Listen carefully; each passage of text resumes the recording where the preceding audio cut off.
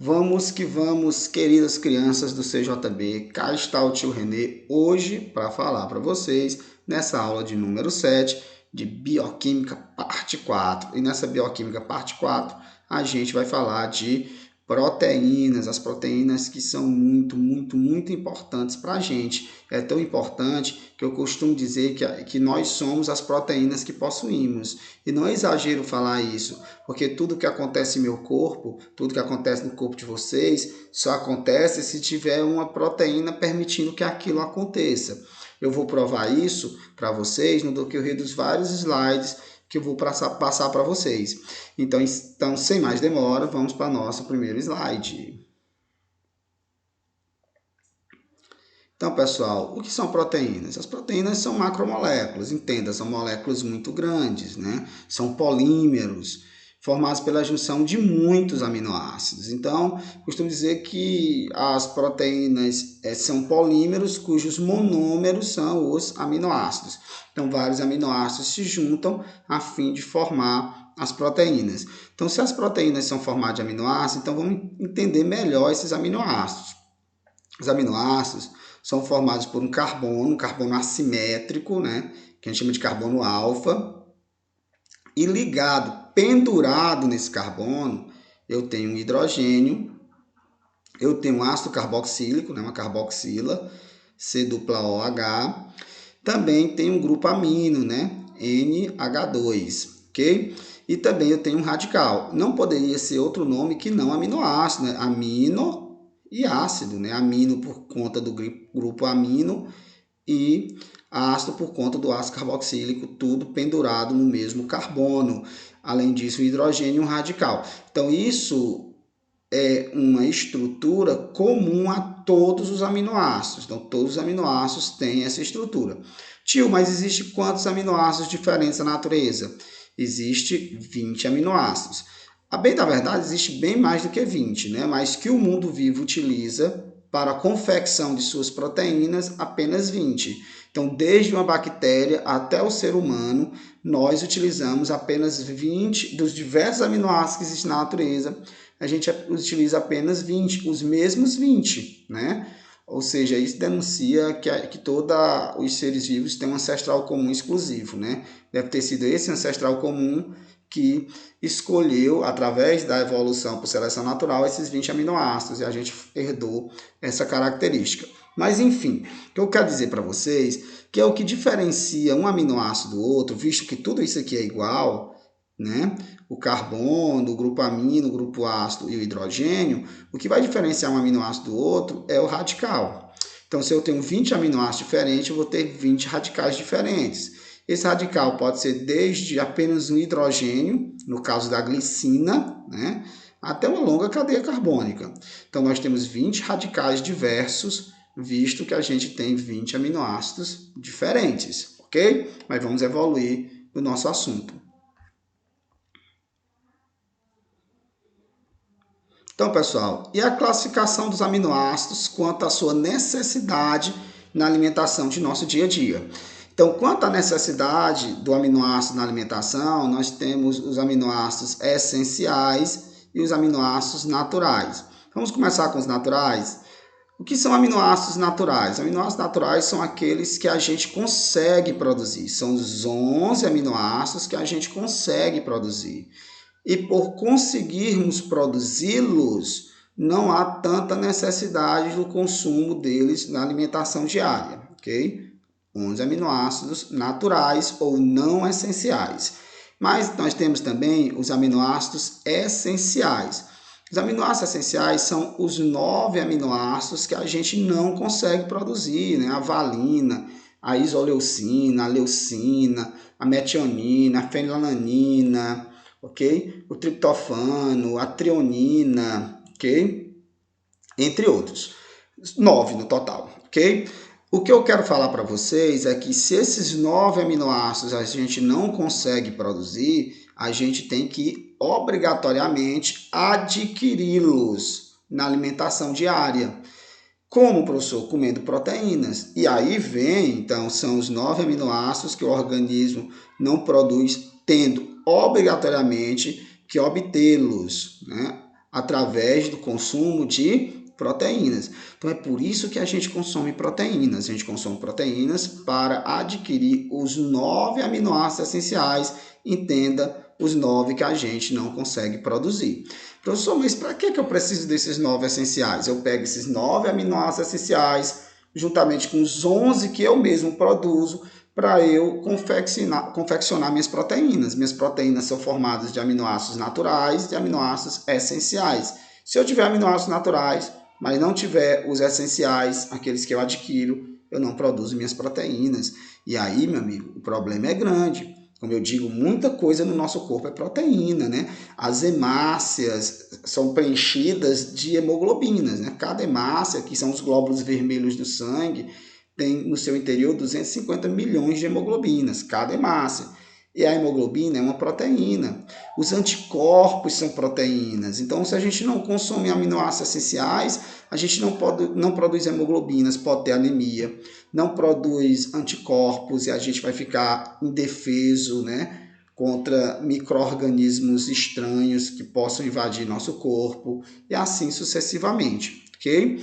Sem falar no cabelo, que eu tenho pouco, lógico, as unhas, né? Tudo isso é queratina, que também é uma proteína, né? E aí o colágeno também é proteína. Meu amigo, é muita proteína que a gente tem e a gente tem que produzi-las. E para produzi-las, a gente precisa ter aminoácidos essenciais. E para ter aminoácidos essenciais, a gente tem que consumir produtos proteicos. Professor, então quais são? Me convenceu, professor. Então quais são as principais fontes de proteína? As principais fontes de proteína são alimentos de origem animal. Porque os alimentos de origem animal, ou seja, todo tipo de carne, né? Então, carne branca, carne vermelha, leite e seus derivados, né? O leite, o queijo, o iogurte, a manteiga, né? Ovos. Então, esses alimentos de origem animal, eles sempre são muito ricos em proteína, e proteína de alto valor biológico, ou proteína de alto valor nutricional, que são proteínas que têm todos os 9 aminoácidos essenciais. Professor, e os vegetais? Os vegetais até que têm proteína, mas é muito pouca proteína. E mesmo assim, essa proteína do vegetal é uma proteína de baixo valor nutricional, porque tem basicamente aminoácidos naturais, aqueles que a gente já produz mesmo, né? Eles são muito pobres em aminoácidos essenciais, ok? Então, perceba que se a pessoa se dispõe a ser vegana, ela vai ter sempre um grande problema, porque eu que não sou vegano, né? Toda vez que eu como carne, eu já obtenho todos os 9 aminoácidos essenciais em uma quantidade satisfatória para eu produzir minhas proteínas. Mas se a pessoa é vegana, a pessoa ela tem que consumir um leque enorme de vegetais diferentes. Para numa vegetal ele adquirir 3 essenciais, em outro mais 3, em outro 2, em outro 1, para no final da refeição ter adquirido todos os 9 aminoácidos essenciais, que mesmo assim provavelmente não vai adquiri-los. Então, provavelmente o vegano ele tem uma grande chance de ter anemia, ter o sistema imune debilitado, enfim, é um problema muito grande ser vegano, assim, no sentido da saúde sua, que você tem que se cuidar quanto à obtenção de proteínas. Mas enfim, vamos para frente. Depois a gente comenta mais sobre um pouco mais sobre isso. E vocês, nesse momento, devem estar se perguntando, professor, você disse que as proteínas é a junção de muitos aminoácidos. Então, os aminoácidos se juntam e vão formando ali as proteínas. Mas como é que os aminoácidos se juntam? Os aminoácidos se juntam por ligações peptídicas. As ligações peptídicas é a ligação entre o grupo ácido de um aminoácido e o grupo amina do aminoácido vizinho. Então, aqui eu tenho um aminoácido e aqui eu tenho um aminoácido vizinho. O grupo ácido entra com a hidroxila, ou oxidrila, né, a hidroxila, o OH. E o grupo amino entra com o hidrogênio. Então, 2 hidrogênios e um oxigênio, o nome disso é água. E aí os 2 aminoácidos se juntam. Então, perceba que quando o aminoácido se junta a outro, é sempre o grupo hidroxila de um se ligando do ácido, se ligando ao hidrogênio do grupo amina do aminoácido vizinho. E por conta disso, forma-se água. Aí os aminoácidos se juntam. Esse se juntou com esse, formou-se água como consequência. Portanto, a ligação peptídica é um tipo de síntese por desidratação. Tranquilo? E aí outros aminoácidos podem ir se juntando, né? Também por ligações peptídicas, e aí vai formando a proteína. Mas, enfim, quanto ao número de aminoácidos, o que é um dipeptídeo? Dipeptídeo é a junção de 2 aminoácidos. Então, aqui é um dipeptídeo. Esse aminoácido se juntou com esse outro aminoácido, o grupo ácido de um se liga ao grupo amino de outro, liberando água por conta de todo esse processo, né? Aconteceu aqui a ligação. Aí, galera, então aqui eu tenho um dipeptídeo. E o tripeptídeo é a junção de 3 aminoácidos. Se eu colocasse outro aminoácido bem aqui, ó, onde o grupo ácido ia se ligar a esse grupo amino, aí, opa, eu sumi, apareça, professor, apareci. Aí eu teria um tripeptídeo. E se eu tivesse 4 aminoácidos, né, eu teria um tetrapeptídeo, né, ligados, obviamente, por ligações peptídicas. E se eu tenho poucos aminoácidos unidos por ligação peptídica, eu tenho oligopeptídeo. Já falei para vocês em aulas passadas que esse oligo significa pouco. Então, perceba, eu tenho 2 aminoácidos unidos por ligação peptídica, dipeptídeo. Eu tenho 3 aminoácidos unidos por ligação peptídica, eu tenho um tripeptídeo. Eu tenho 4 aminoácidos unidos por ligação peptídica, eu tenho um tetrapeptídeo. Quando eu tenho poucos aminoácidos, portanto, unidos por ligação peptídica, né, aí eu tenho um oligopeptídeo. Um oligopeptídeo é uma proteína? E o que é uma proteína? A proteína é um polipeptídeo. Então, o que é um polipeptídeo? Um polipeptídeo é a junção de muitos aminoácidos. Então, quando eu tenho dezenas e dezenas e dezenas de aminoácidos unidos, ou às vezes centenas de aminoácidos unidos por ligação peptídica, dessa forma, né? Aí eu tenho um polipeptídeo, junção de muitos aminoácidos. Poli significa muito. Professor, mas todo polipeptídeo é uma proteína? Não. Toda proteína é um polipeptídeo, mas nem todo polipeptídeo é uma proteína. Professor, explica isso melhor. A proteína é todo polipeptídeo que tem uma função específica em nosso organismo. Então, perceba que eu tenho um polipeptídeo, mas esse polipeptídeo, para receber o apelido de proteína, esse polipeptídeo tem que exercer uma função biológica no corpo do indivíduo. Então, se essa proteína, se esse polipeptídeo tem uma função biológica, ou estrutural, ou anticorpo, ou hormonal, ok? Aí sim, de enzima, aí sim essa proteína passa, esse polipeptídeo passa a ser chamado de proteína. Então, por isso que eu digo que toda proteína é um polipeptídeo, mas nem todo polipeptídeo pode ser chamado de proteína, só aqueles polipeptídeos que têm função biológica. Então, a proteína é um polipeptídeo que tem uma função biológica em mim, em vocês. Tranquilo? Vamos para o próximo slide, onde a gente vai falar da estrutura das proteínas. Então, pessoal, os tipos de estrutura das proteínas. As proteínas têm 3 estruturas: estrutura primária, estrutura secundária, estrutura terciária. Professor, o que é a estrutura primária? A estrutura primária ela é linear. Ela é linear, ok? Ela é uma sequência de aminoácidos, ó, sequência de aminoácidos, ou seja, um aminoácido um depois do outro. E ela é a própria cadeia polipeptídica. Então, quando eu falo de estrutura primária, eu estou falando que ela é linear, que ela é uma sequência de aminoácidos, ela nada mais é do que a cadeia polipeptídica, né? Os aminoácidos que formam a proteína um depois do outro, ok? Mas eu quero dizer para vocês que os aminoácidos, eles não ficam em sua estrutura, as proteínas não ficam em sua estrutura primária. Por quê? Porque aminoácidos próximos se atraem, ó. Aminoácidos próximos se atraem. E como os aminoácidos próximos se atraem, né, ou por conta e fazem ligações intermoleculares, né, principalmente pontes de hidrogênio, aí essa estrutura primária adquire geralmente o formato helicoidal, né, que é a estrutura secundária. Mas também que a gente chama de alfa-hélice, ou pode adquirir esse formato de plano, né, que a gente chama de folha beta pregueada, né? Então, nós temos esses dois tipos de estrutura secundária, mas essa estrutura secundária ela é a mais comum, ok? Então, a estrutura primária é a sequência de aminoácidos, linear. Todavia, os aminoácidos próximos se atraem, aí geralmente elas ficam na forma de alfa-hélice, ok? Que é a estrutura secundária, às vezes na forma de folha beta pregueada. Mas, enfim, estrutura secundária é helicoidal, geralmente, ocorre por conta da atração de aminoácidos próximos da cadeia polipeptídica, ok?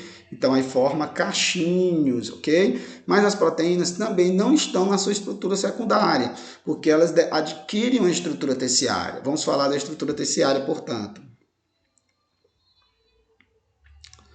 A estrutura terciária. A estrutura terciária, galera, ela é tridimensional complexa. Vocês há de concordar comigo que ela realmente é complexa.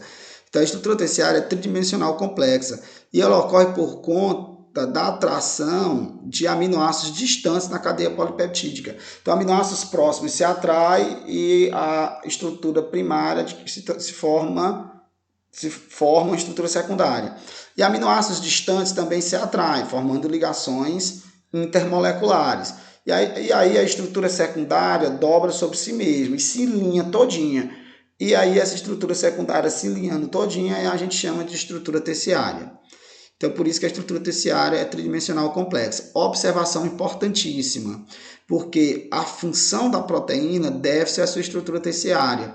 Então, ou seja, essa estrutura tridimensional complexa. Então, se a proteína é estrutural, ou é anticorpo, ou é hormônio, ou seja, ou é uma enzima, a função que a proteína vai exercer depende da sua conformação espacial. Okay? Por isso que a estrutura terciária é muito importante. Quero que vocês entendam que as proteínas de meu corpo, as proteínas do corpo de vocês, ou estão em estrutura terciária, ou estão em estrutura, celular aqui querendo tocar, ou estão em estrutura terciária, ou estão em estrutura quaternária, viu? Então, não existe proteína em meu corpo em estrutura primária e secundária. Elas estão em estrutura terciária, se não em estrutura quaternária.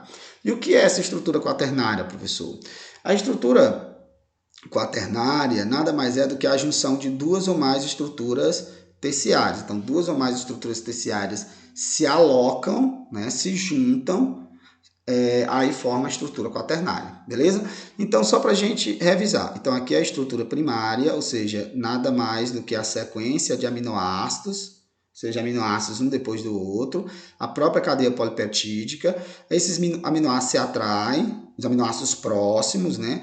Aí forma a estrutura secundária. E os aminoácidos distantes se atraem, a estrutura secundária se linha, aí forma a estrutura terciária. Essa determina a função da proteína, né? Aí, em algumas proteínas, estruturas terciárias se juntam para formar essa tal proteína. Então, essa proteína que é formada por duas ou mais estruturas terciárias, eu digo que é uma proteína em estrutura quaternária. Tranquilo? Vamos avançar, que o assunto é muito comprido.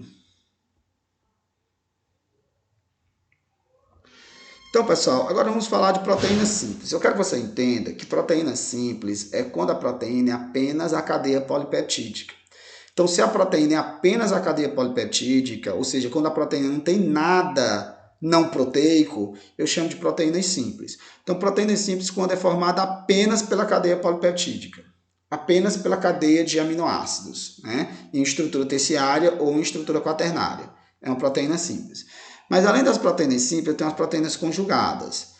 Das, esqueci o plural aqui, enfim, a concordância. Mas fica aí para vocês, vou mandar corrigido para vocês, ok? Proteínas conjugadas. Proteínas conjugadas é quando a proteína é formada pelo um grupo proteico, né, pela cadeia polipeptídica, ligada a grupos não proteicos, ok? Então, quando é formado pela cadeia polipeptídica, ou seja, pela porção proteica, né, ligada a grupos não proteicos. Esses grupos não proteicos a gente chama de grupo M ou grupo prostético. Eu trouxe como exemplo a hemoglobina. Então, aqui eu tenho hemácia E dentro de hemácia, que é o glóbulo vermelho, são os glóbulos vermelhos, né? Lá no nosso sangue, nós temos os elementos figurados. Os elementos figurados são as células e os fragmentos de células que formam o tecido sanguíneo, né? Então, ela é imersa no plasma. O plasma é 55% do volume sanguíneo, 45% do volume sanguíneo são os elementos figurados. E os elementos figurados são as hemácias, glóbulos vermelhos, os leucócitos, glóbulos brancos, e as plaquetas, que são fragmentos de célula, né?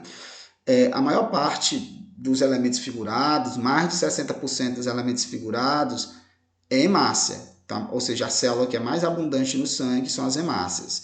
E no interior de cada hemácia, a hemácia que a gente chama de eritrócrito, conjunto de todas as hemácias da gente, a gente chama de eritrócrito. Mas enfim, vamos lá. No interior de cada hemácia, nós temos 250 milhões de hemoglobinas. Aí eu tirei uma hemoglobina para a gente ver. Hemoglobina é formada por 2 cadeias beta e 2 cadeias alfa, beleza? Então, tem cadeias beta e cadeias alfa. Mas, enfim, 2 beta, 2 alfa. Ó, aqui é alfa e aqui é alfa, né? Essas duas. E essas duas são beta, ok? Então, que a gente chama de globina, que é uma globina, que é outra globina, outra globina, outra globina. Portanto, a hemoglobina, vocês concordam comigo, que é uma proteína em estrutura quaternária, porque tem uma cadeia polipeptídica, 2, 3, 4 cadeias polipeptídicas, que eu chamo de globinas, ok? Só porque, além dessas 4 cadeias polipeptídicas, ou seja, além dessas estruturas proteicas, na hemoglobina eu tenho ferro. Unindo essas globinas, eu tenho um grupo M, e o grupo M é o ferro, né? Tem ferro na sua composição. Portanto, a hemoglobina é uma proteína conjugada, porque tem a parte proteica, que são as globinas, e tem o grupo M, que tem ferro, hemoglobina. Então, é uma proteína conjugada, porque é formada além de 4 cadeias polipeptídicas, ou seja, além de uma porção proteica, também tem uma porção não proteica, que a gente chama de grupo M, o grupo prostético, ok? Nesse caso, o grupo M com ferro, ok? Então, função da hemoglobina é transportar oxigênio, né? Lógico. Então, quanto à natureza química desse grupo prostético, desse grupo M, aí a gente tem as glicoproteínas, quando esse grupo M é um glicídio, ou seja, é um carboidrato. Nós temos as lipoproteínas, quando o grupo M é um lipídio. E a gente tem as metaloproteínas, quando o grupo M é um metal. Por exemplo, a hemoglobina é uma metaloproteína, porque o grupo M tem ferro, ok? Tranquilo? Pois vamos para o próximo slide.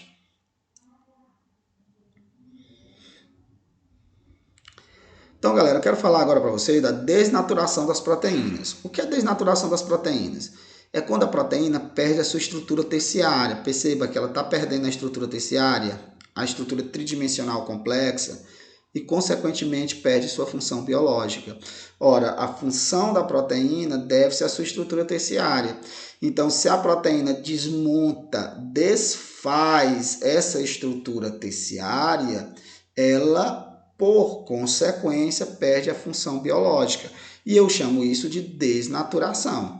Então, professor, mas quais são os motivos da desnaturação? Então, desnaturação é quando a proteína perde a sua estrutura tridimensional complexa e, consequentemente, sua função biológica, porque a função biológica está atrelada à estrutura tridimensional que ela perdeu. E quais são os motivos da desnaturação? Aumento de temperatura. O ovo é um bom exemplo disso. O ovo, a clara do ovo, é uma proteína chamada de ovoalbumina. Quando você vai fritar o ovo ou colocar o ovo, vai cozinhar o ovo, aumenta a temperatura, desnatura a ovoalbumina da clara, o que faz com que a clara deixe de ser fluida e passe a ter um aspecto e translúcida e passa a ficar sólida e opaca, ok? Mas também a variação de pH desnatura, né, as proteínas, e também a grande concentração de sais minerais também desnatura proteínas. Então, a desnaturação de proteínas, ela pode ser irreversível ou reversível. Por exemplo, quando eu frito um ovo e as proteínas do ovo desnaturam, essa desnaturação ela é irreversível. Eu não tenho como transformar a clara de novo em fluido. Mas também tem desnaturações que são reversíveis. Quando a gente passa chapinha no cabelo, esse aumento de temperatura desnatura as proteínas da fibra do cabelo e o cabelo adquire aquele formato mais lisinho. Mas depois, com a umidade, aí as ligações intermoleculares se refazem e o cabelo volta à sua estrutura terciária quer dizer, as proteínas do cabelo voltam à estrutura terciária e o cabelo volta a ter a conformação original, ok? Tranquilo? E vamos para o nosso último slide. Então, galera, vamos para as funções das proteínas. Eu acho que eu ainda esqueci uma. Aqui eu estou listando só as principais funções. Tem muitas outras, né? Então, as funções das proteínas. As proteínas podem ter função estrutural ou plástica, ou seja, formar nosso corpo, né? Toda a estrutura, todo o arcabouço do nosso corpo é de proteínas. Ó, o colágeno dos ossos, das cartilagens e da pele é proteína com função estrutural, né? A queratina, que forma as unhas, os cabelos, os pelos, ok? A última camada de nossa pele, né? Os chifres aqui dos rinocerontes, né? Que é também proteína com função estrutural. Mas além de ter função estrutural, as proteínas podem ter função energética. Só porque as proteínas têm função energética só se for o jeito. Porque a gente não quer tirar a energia das proteínas. A gente tira a energia dos carboidratos e dos lipídios, que é a nossa reserva de energia. Mas na ausência de carboidratos, na ausência de lipídios, ou seja, uma pessoa subnutrida, uma pessoa desnutrida, aí é o jeito de tirar a energia das proteínas. Então, quando a gente tira a energia das proteínas, a gente está se destruindo, né? A gente está perdendo massa magra, ou seja, a gente está perdendo massa muscular, a gente está perdendo massa óssea, ok? A pele fica ressecada, o cabelo fica quebradiço, as unhas ficam quebradiças. Então não é interessante tirar a energia das proteínas. A proteína é para ter outras funções no nosso corpo, principalmente estrutural. Também as proteínas têm função de movimento, porque os músculos são formados de duas proteínas que deslizam umas sobre as outras, né? Que é a actina e a miosina. Então, as fibras de actina e as fibras de miosina que deslizam umas sobre as outras, permitindo a movimentação. Ou seja, elas conseguem transformar energia química em energia mecânica, né, em movimento. Ou seja, pense, essas proteínas, portanto, são proteínas muito importantes. Então, as proteínas também têm função de movimento. As proteínas também têm função de transporte de oxigênio. Estou falando da hemoglobina, né? Então, a proteína também tem função de hormônio, né? Que a gente chama de hormônios pépticos. Nem todos os hormônios são pépticos, ou seja, nem todos os hormônios são proteínas. Mas a gente tem importantes hormônios que são proteínas, como a insulina, como o glucagon, como o hormônio do crescimento, né? O GH, o STH. Mas nós temos hormônios que são esteroides, né? Como a gente já estudou na aula passada. Os hormônios esteroides, que são os hormônios sexuais. A testosterona, o estrógeno e a progesterona são hormônios esteroides, né? Ou seja, hormônios derivados do colesterol. Mas nós temos muitos hormônios proteicos, então as proteínas também têm função hormonal. E também as proteínas têm função de defesa. Como assim, professor? Função de defesa, porque todos os anticorpos são proteínas chamadas de imunoglobulinas, né?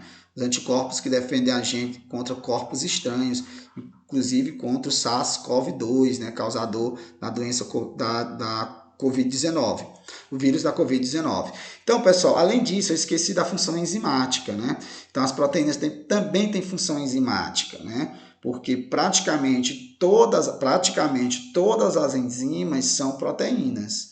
E é justamente sobre enzimas que são biocatalisadores, que a gente vai falar na próxima aula. Então, na próxima aula, a gente vai falar de um tipo especial de proteína, que são as enzimas, que eu esqueci de colocar aqui, mas a próxima aula vai ser toda dedicada, pelo menos ali 80% dela, às enzimas. Aí 20% eu vou introduzir vitaminas. Então, tchau, pessoal. Até lá. Até nosso próximo encontro.